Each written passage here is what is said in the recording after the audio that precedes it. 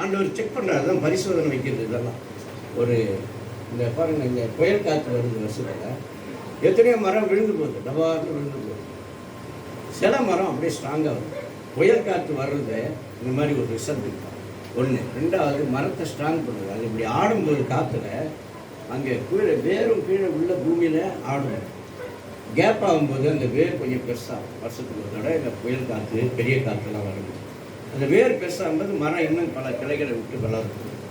அதுக்கு தான் சோதனை வருது. சோதனையை சகிக்கிற மனுஷன் பாக்கியவான்.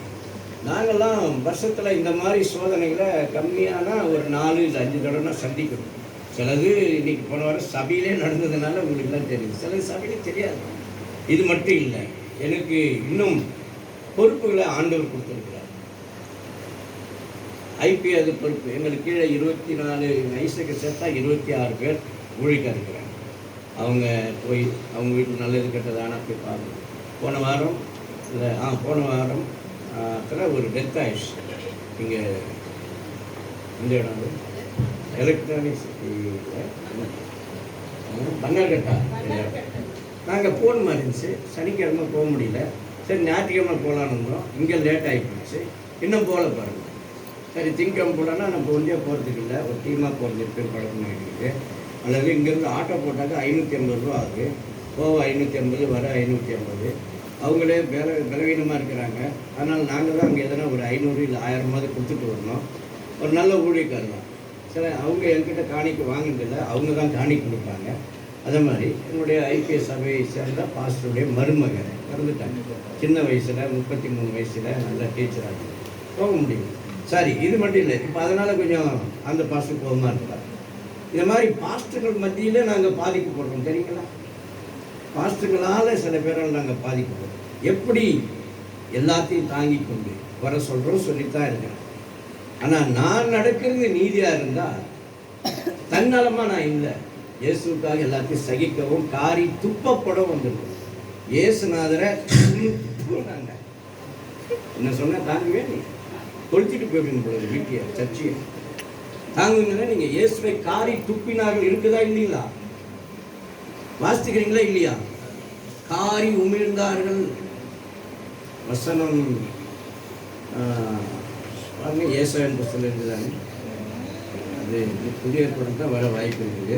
ஏசாய் 53 பாருங்க இருக்கான்னு. காரி துப்பினார்கள்.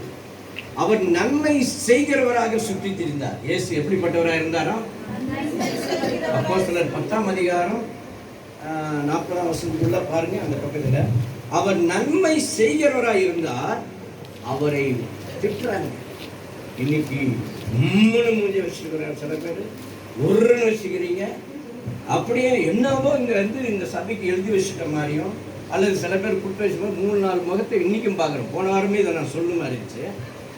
நீங்கள் எதனா செஞ்சு அதை கர்த்தருக்கு செஞ்சுக்கிறீங்க, எங்களுக்கு செய்யணும் ஆச்சுங்களா? எங்களுக்கே செய்தாலும் அது கர்த்தருக்கு செய்த மாதிரி தான். எத்தனை பேர் அதை விசுவாசிக்கிறீங்க?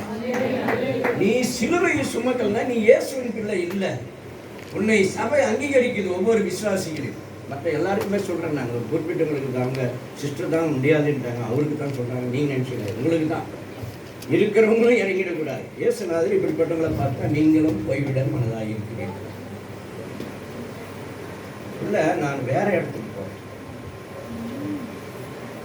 அங்கே நல்ல ஆண்டவர் இருக்கிறாரு. எங்கே போனாலும் அவ்வளோதாங்க. செவுறு இல்லாத வீடு இல்லை, வாசல் இல்லாத வீடு இல்லைன்றாங்க. வாசப்படி இல்லாத வீடு இல்லை. அங்கே போய் எத்தினாலு இப்படி மாறி மாறி போகிற சில கூட்டமும் இருக்கிறாங்க. நீங்கள் அழைக்கப்பட்ட நிலையிலே நிலைத்திருங்கன்னு தான் வேலை சொல்லுங்க. அல்லேலூயா. என்ன சொல்றீங்களா? அல்லேலூயா. அதனால இயேசுநாதரை அவர் ஒரு தீமையும் செய்யல. பாடுறோமா இல்லையா? ஒரு குற்றம் கூட செய்யாத